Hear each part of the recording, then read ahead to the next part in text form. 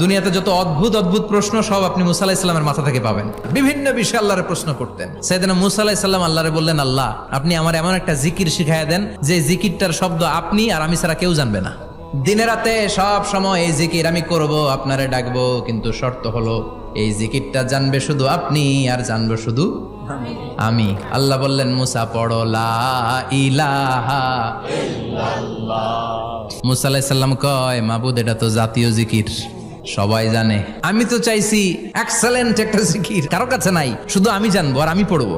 আল্লাহ বললেন, মুসা এই লা ইলাহাকে যদি এক পাল্লায় রেখে দাও, তাম বিশ্ব, 7 আকাশ 7 জমিনটারে তুলে যদি তুমি আরেক পাল্লায় রেখে দাও, লা রাজাহাত কাফাতু লা ইলাহা ইল্লাল্লাহ, মুহূর্তের মধ্যে লা ইলাহার পাল্লা ভারী হয়ে যাবে। ও মুসা, তুমি যতই এক্সক্লুসিভ জিকির চাও, লা ইলাহার চেয়ে দামি জিকির আমার কাছে নাই।